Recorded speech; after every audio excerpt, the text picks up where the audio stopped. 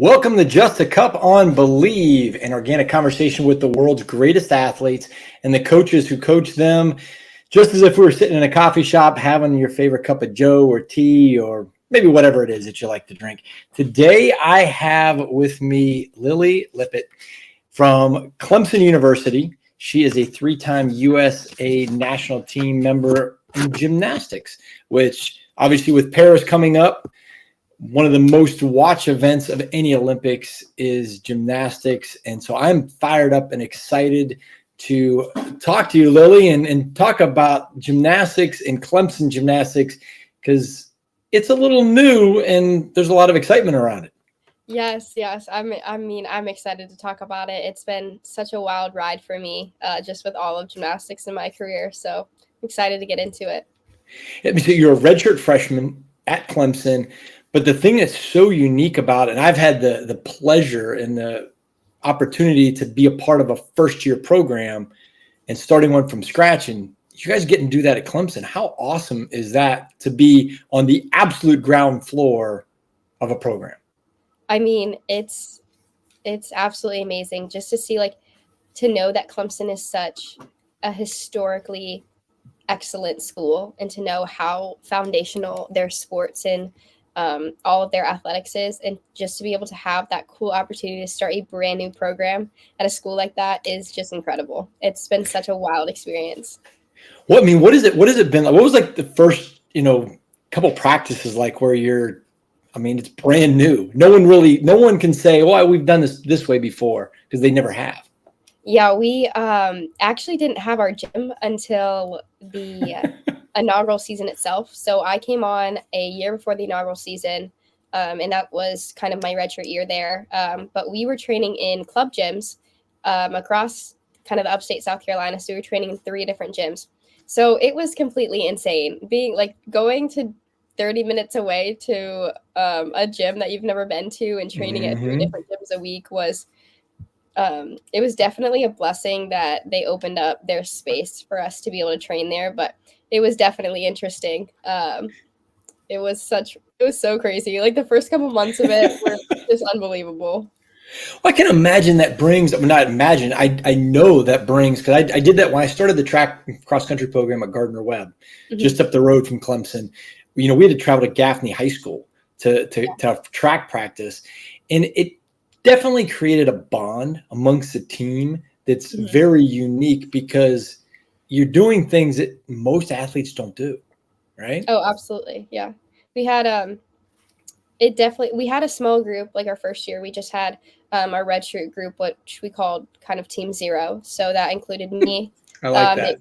Yeah, Team Zero included me. We had 6 transfers from Utah State, and then we had 1 hometown girl from South Carolina. So that was our Team Zero. That was just our building year before the inaugural season. So that was just, honestly, it was such a good part of the journey to create the inaugural season. And a lot of the culture that we have built was because of Team Zero. So being able to just kind of start that and then continue to build, and all the success we had as Team One was just incredible. I love it. It's gymnastics is obviously, with Paris, 2024 coming up. All the eyes will be focused, on the gymnastics world for sure. What is that like being a gymnast? I know as a former track coach, every Olympic year, the excitement just expands on track and field and gymnastics, specifically swimming. Think of the big 3, you might call it. What's that like being a gymnast during an Olympic year?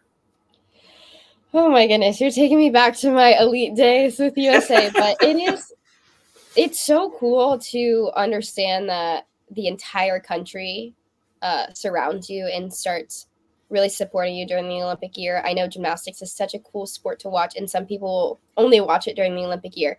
And just to know that you get to represent a country that has your back.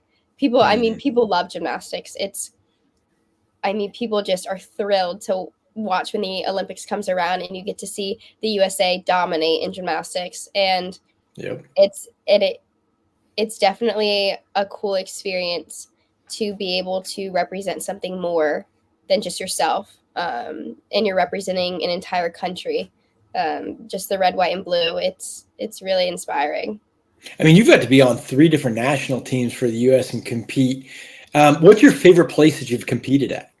Well, I was on the national team during like the COVID years, so it was definitely tough to travel around. I was supposed to go to Italy, which I was really excited about, but that was in Yeah. March of 2020, and we ended up turning Oh, corners and going to Montreal. So I've been to Montreal, Canada, 3 years in a row, because that was really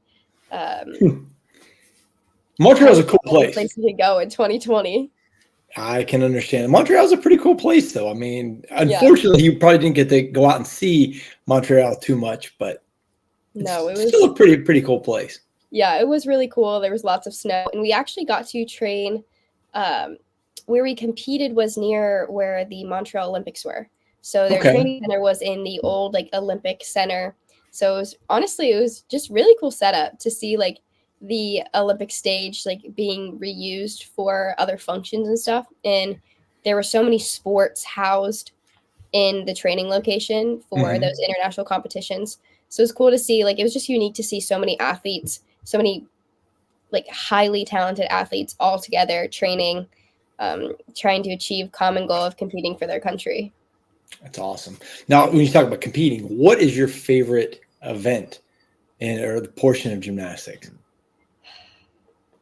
I always tell people it depends on the day, just whatever one I like. I would say probably my favorite to compete is floor now, and I think that's Hmm. changed just in the environment that you compete in. I really truly think it depends on the environment. Like I love competing floor at a college level because we have our student section cheering us on, like doing our floor routines Uh, with us. And then when I was doing elite, I liked bars just because I love to train bars, and that was always like the most comfortable for me to compete. Um, so I really do think it depends on the day. what's it now? You mentioned elite a couple times, and I think for an individual that might not fully grasp or understand gymnastics, what's the difference between like college and elite, or the different levels? Yeah, so there's different tracks of gymnastics. You can go like the club level, which is just like they call it JO. So it's like um, Okay. normal, like level one, two, three, all the way up to level 10. And then competitive level 10s will go to college and they'll be able to compete in the college level. There's also the elite, what they call the elite track. And that's where you change around, like the code of points changes, your skills change, the level of Hmm. scoring changes. So it's no longer just out of a 10-0.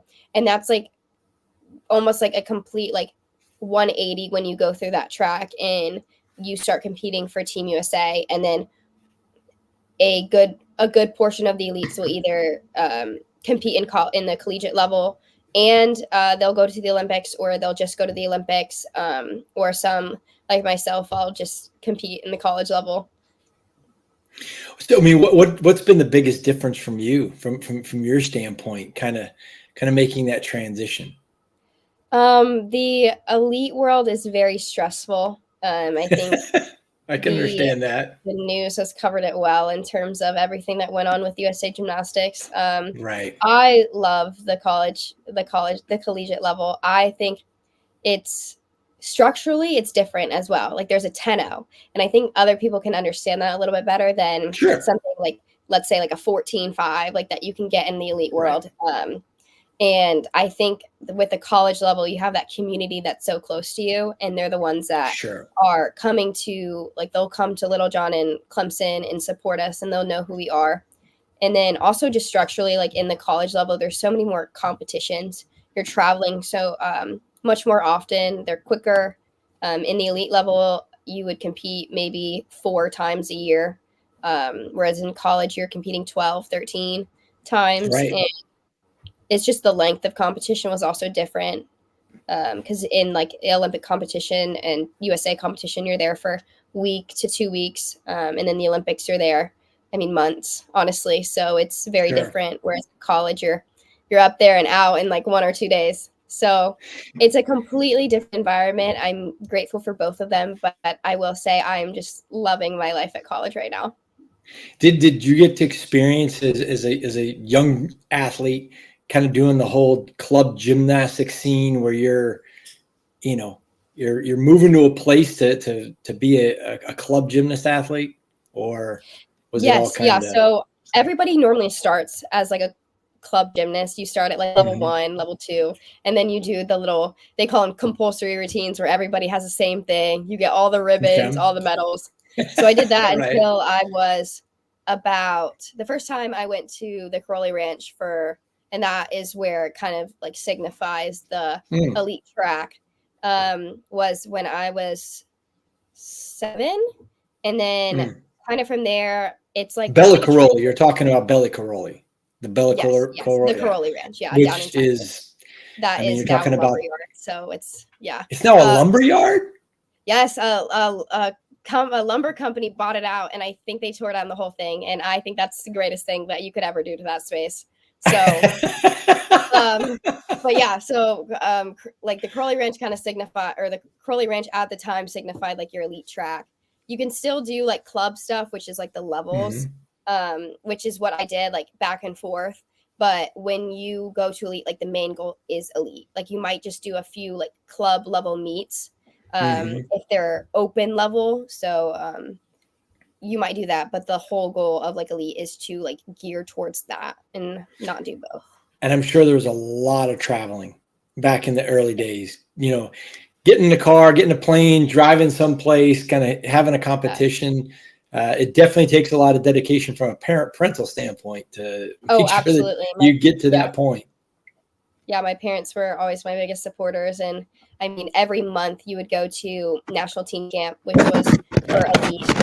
And every month you would go there and just train for like 5 days. And you would fly. At first it was Texas. So you'd fly to Houston, Texas, and then they moved it to Indianapolis, which lucky for me, that was just a drive. It was in Tennessee at one point. And then I think it's now back in Texas, but you go there every month for like 5 days. So you spend every 4 weeks, you're back on a plane. So it's wild. Well, we talked about, before we got on the show, we talked about your parents being Alabama alumni. Yes. And you're going to Clemson, and there's definitely, I mean, I know in football there's the Alabama Clemson rivalry. Is the similar kind of atmosphere at the house? So, hey, roll Tide as opposed to go Tigers. I definitely think my mom was like all in Clemson. Like, we're gonna buy all the purple and the orange. My dad at first, he said he would only wear purple. He said he would not be wearing orange because his hatred for Tennessee is greater than anything. So he did not want to adorn anything orange. Well, flash forward to now, and their entire closet is purple and orange. I mean, my mom made these ridiculous overalls they wore to some of our meets. Like, they are truly all in purple and orange. My dad is like, Alabama's in the past. Like, I don't care about that. Like, no Nick Saban, like all Dabo. Let's go. So I love it. I love it. That's awesome. I'm turning them around. I'm turning them into Tigers. So it's been. So your experience at Clemson, like I know in college I had some favorite places I went to eat, and got to hang out. Is there a favorite spot in Clemson to kind of go hang out at? I feel like there's a couple. Like, it just depends on what you're doing. I like to go and study. Our stadium is where we have like Memorial Stadium is where all of our student athletes will go. We'll eat. We'll have our academic services. We'll have our tutoring in our study halls and stuff. And so I will always go there to study, just because I think it's a cool environment. I get to see all my friends.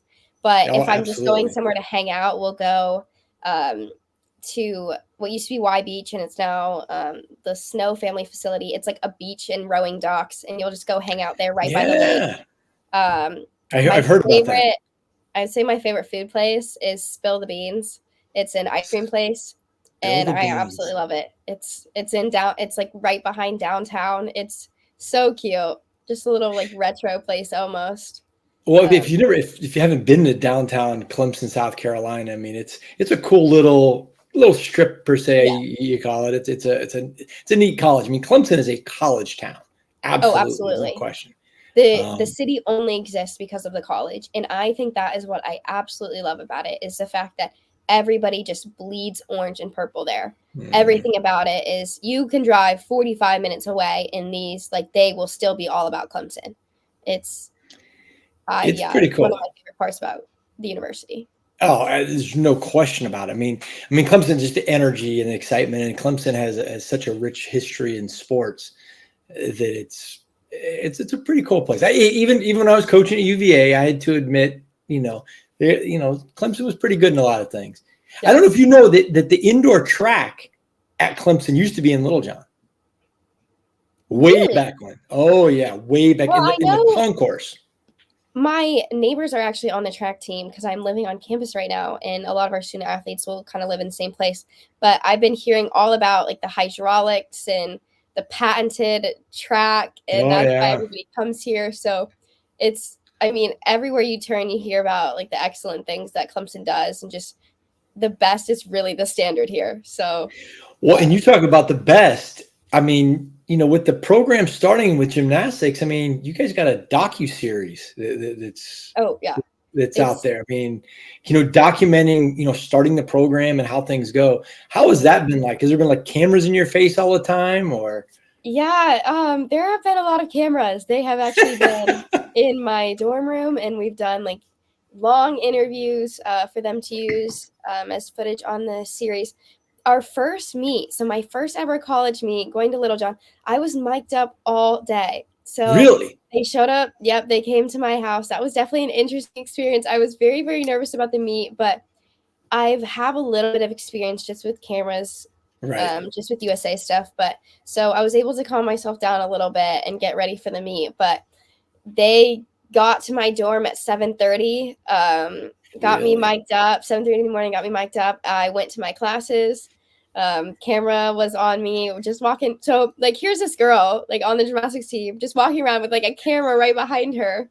Throughout my whole day, going to my classes. We had a ribbon cutting ceremony because they just announced the opening of the women's expansion project. Mm-hmm. And then we like right once we got to the meet was when the cameras kind of dispersed and I was able to like get ready and stuff. But the cameras have been around a lot, but I will say that our camera crew and our media crew have truly become our family since. That's awesome. Clemson does it all in-house. So like, I really feel like they're a part of the team. They're always with us. They don't feel like they're just outsiders, like looking in.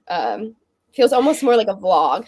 Like our friends are doing a vlog of us. Did you have to at that first day being mic'd up, all this stuff? Did you have to be like, hey, don't say something to a friend walking by or something like that? Or is everybody kind of understanding it? I would always just tell somebody like if the camera wasn't seen, because sometimes the camera's like in the back, I always tell someone like, hey, I'm mic'd up. So like obviously no one's gonna say anything, but like sometimes someone will talk, like I don't know, they would talk about something and they're like just so you know, like whatever you say, whether you like embarrass yourself or something, like it's going to be on like TV. It's gonna be like on Clemson Plus. So it's gonna be like a blooper. You get a little blooper reel. It's gonna be like a blooper. Like if you say something really dumb, like it's going to be like my mic is going to pick it up. Was there anything that you did? Was there anything that you did during that time that you were like, "Oh my gosh, I can't believe that just happened"? Not necessarily. I think I was just so excited that honestly, really nothing was stopping me from feeling embarrassed. Like I normally don't like to draw a lot of attention to myself just in everyday life. So if I was not so excited about the first meet being Friday night, I would have definitely been super self-conscious of the fact that I had a camera following me. I can understand that. Yeah. And I'm an engineer too. Like I'm in that engineering building. And when I tell you nobody wants to be seen, like all of these kids are like introverts. Like I'm walking around with a camera on me. Like I had so much excitement like exuding from me. Like there was no way I was going to be embarrassed in that moment. Did anybody come up to you and say, "Hey, like what's going on? Like what is this? What is this?" Actually not. They had a ton of marketing around this gymnastics meet. I also wear gymnastics stuff every day, so I'm always like repping the Clemson paw. Sure. So they kind of are used to it now. But that makes sense. Everybody was starting to like hear about this gymnastics team, and there was so much like media attention around it, which was great. Just being able Yeah. to get excitement from our students in the Clemson community. So everybody was just kind of like, they kind of understood what was going on. They knew it was the inaugural day for gymnastics, and that doesn't come around very often with Clemson. No. So give me a day in the life, like as a student athlete, like what is a day during the season? What's a day look like? Okay, so a typical day of like a practice day just this Yeah. past semester for in season, I'd probably wake up around 6:30, and the only reason I'd wake up so early is because I'd have to move my car so I wouldn't get towed because I live on campus. And That's if awesome. you leave your car past 7 in like certain spots right outside my dorm, you get towed. So I would wake up at 6:30. I would go to like our stadium. I'd get myself breakfast, and I would do some schoolwork. And my first class was at 9 o'clock, and it was dynamics for mechanical engineering. And would have that class, and then I would have about an hour break in between. I would do some more homework, do some schoolwork, maybe go get Starbucks on campus. Then I would have my second class. I only had 2 classes a day in season. I would have my second class, which was thermodynamics and fluid mechanics. And then after that, I So you're would. really taking classes that everybody can get easy A's in. I mean, I can Oh, tell absolutely. Yeah. too, Yeah. They're a pretty breeze. They're a breeze. And after that, I would like hustle over to either get lunch and then go straight to the gym. We'd have practice from like 1 to 5-ish, treatment for about an hour after that, and then really the time after that was honestly really up in the air. Sometimes I would have meetings. Sometimes I would go out to dinner. Most of the time it was at the stadium, and then really the end of my day would just be homework or anything I needed to do, busy work, all types of So stuff. it's a long day. I don't think the average, person that watches sports has any idea the length that being a student athlete is like in college. I mean, Yeah. you're starting at 6:30 in the morning. Yeah. You're going, till late at night, and you're putting that time in practice. Mhm. During a practice, what is a typical gymnastics practice like? I will say compared to other sports, like for us, it's not chaotic, but to compare to probably some other sports, like they would probably consider it as, we go in and we have like 30 minutes of like a warm up where we all are together Mm-hmm. and we warm up, do like our flexibility conditioning stuff. And then we split up because everybody can, in college, you can specialize in different events or you can be an Right. all rounder. So then that time you split up between the 4 events and you kind of just disperse and everybody gets an assignment.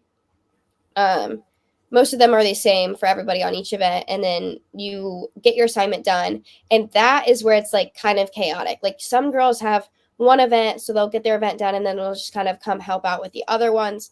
I'm an all-arounder, so I'll be on 4 events trying to get those done as fast as possible.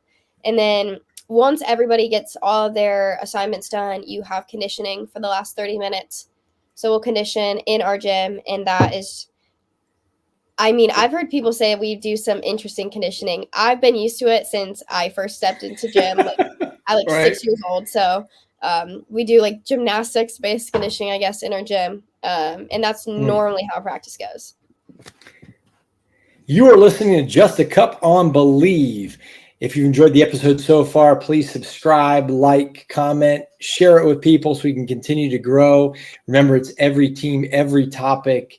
This is Bleav. I have with me Lilly Lippeatt, and I am excited. Gymnast at Clemson, 3-time U.S. national team member. We are talking about everything gymnastics so far, and talking about being a student athlete and the challenges. We just got done talking about conditioning for gymnastics.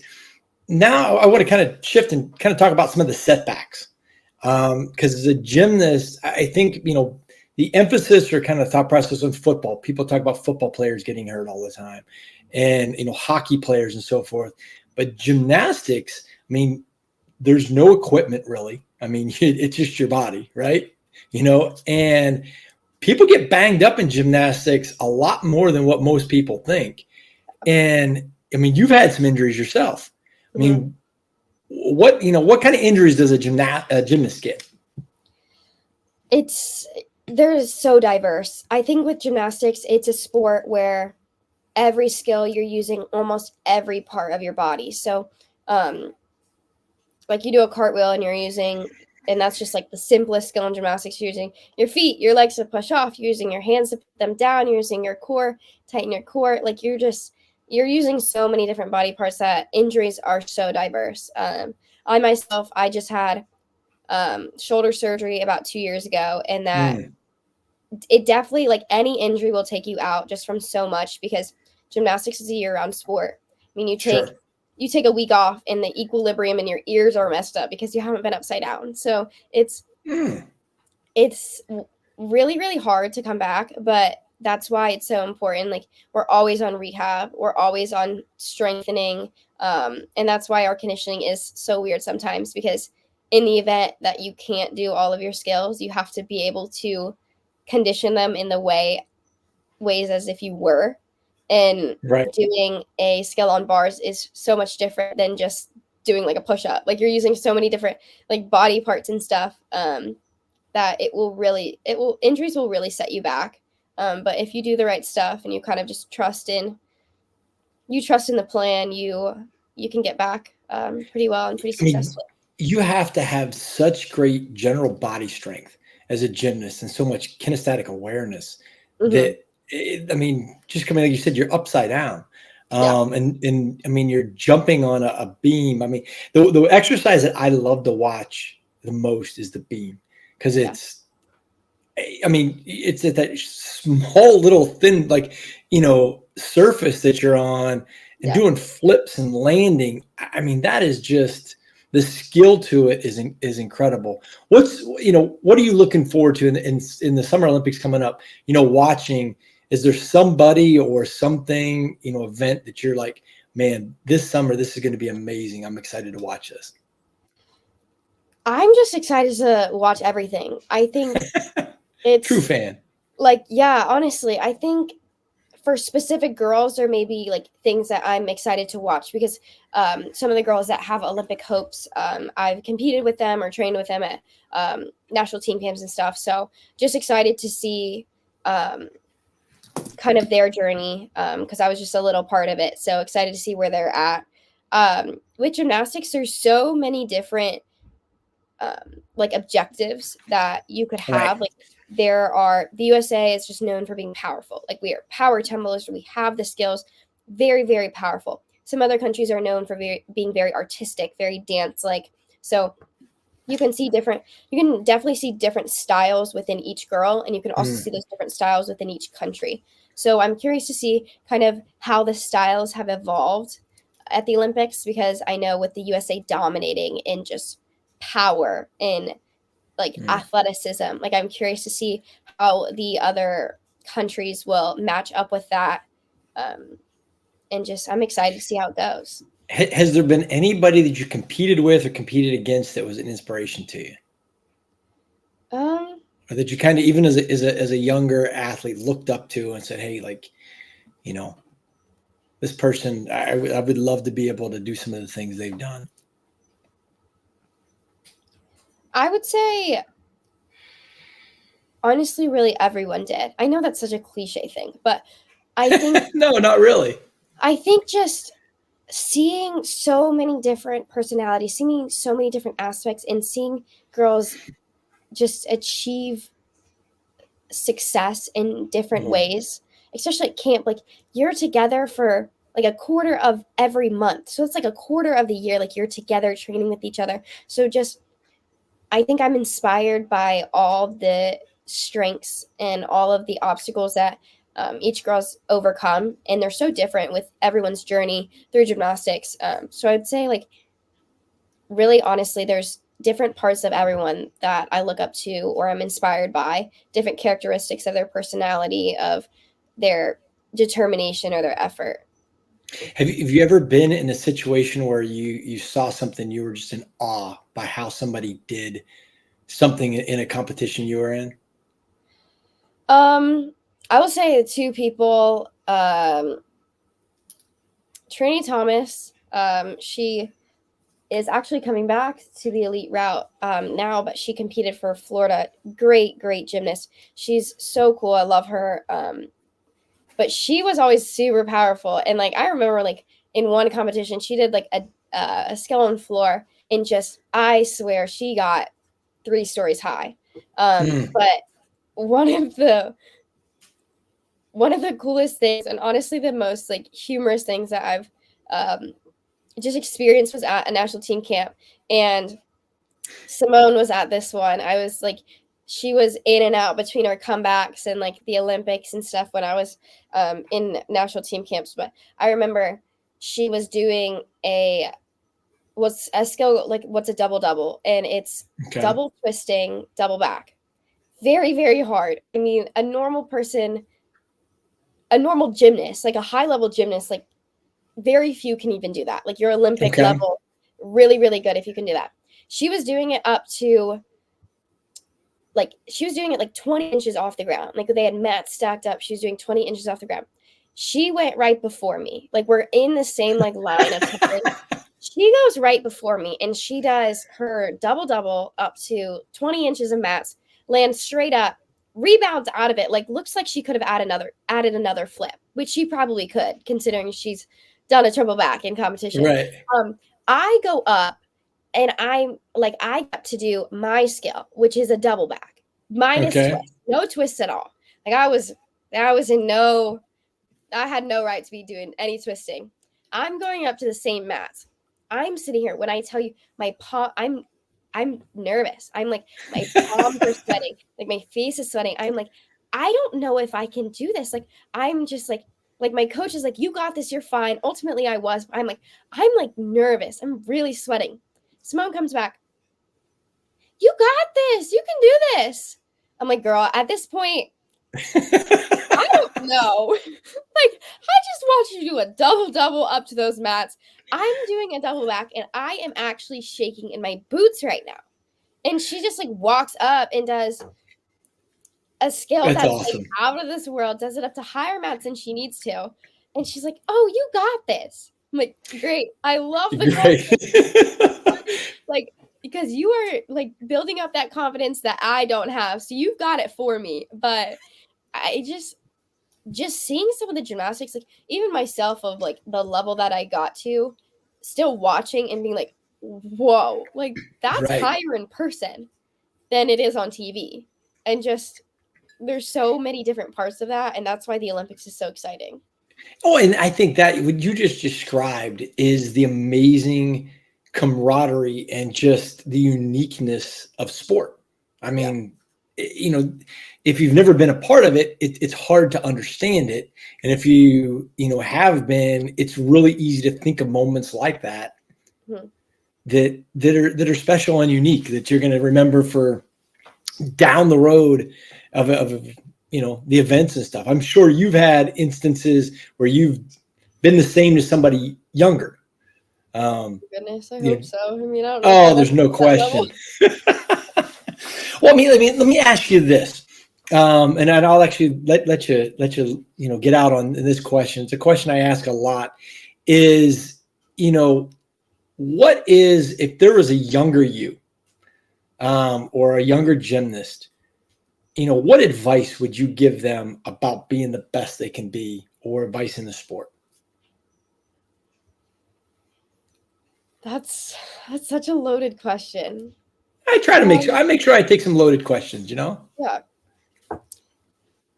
I do think about it a lot, and I just always think about the fact that like younger me would be so proud of where I'm at, just because, not necessarily because of the success, but I think just like I don't know how to explain it. Just the environment I've surrounded myself with, and just the way that I approach gymnastics, and the way I love the sport now. And just, I think the biggest thing is knowing, like, she would be proud of the fact that I've now like come to understand like my worth is so much more than my performance. And when I was doing elite and when I was doing USA stuff, I just sought validation after validation by my performance. And with it being such a competitive sport and you're constantly judged with judges, with spectators, I mean, you have a 12-year-old that is in front of 13,000 people at championships or some event, and they're all judging you on how good you can do gymnastics. And when your frontal lobe is not developed at that young of an age, you just, it hurts. Like, it hurts. You put every single bit of worth that you have in athletics, and something just part of my testimony is just like, that will fail you every single time. And I didn't understand, like, your athletic performance, if you seek like validation in that, it will fail you every single time. It doesn't matter. Like, even if you win, like, you can win every single competition, every single game, it will still fail you because it will not fulfill you. And just learning that and learning just what to put my trust in is something I am really, really proud of for where, like, from what I've come from and just where I was at and where I'm at now. I mean, I did not used to love the sport as much as I did. As much as I do now. I was not in such a comfortable place of doing gymnastics because I was so scared. Because I was scared I would never reach the satisfaction that I felt like I needed in order to feel like worthy of just anything. And I think my biggest advice just for any young athlete out there is just to know that, like, your worth is not in your performance. Like, it will never change depending on where you place. And if you put your worth in the validation of athletic performance, you're setting yourself up for failure. And man, that's a powerful last 2 minutes. I mean, oh my goodness. I mean that you just like unloaded awesome. like my whole story of gymnastics. Just understanding, like, the USA stuff was tough. Like, I can imagine. Just a lot of emotions that have erupted from all of those experiences, and just like, was it worth it? Do I regret it? Like, all of these different things. And I think I've come to the position in my life where I'm at so much peace because I know that those things ultimately led to where I'm at. And I've seen so much, like, an abundance of joy from where I'm at.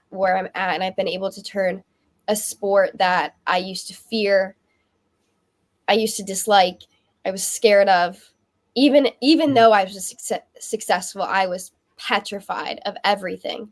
I've been able to turn it into something I love and something I can hopefully inspire people with. And that is something I'm so proud of myself for really coming to terms with all of that.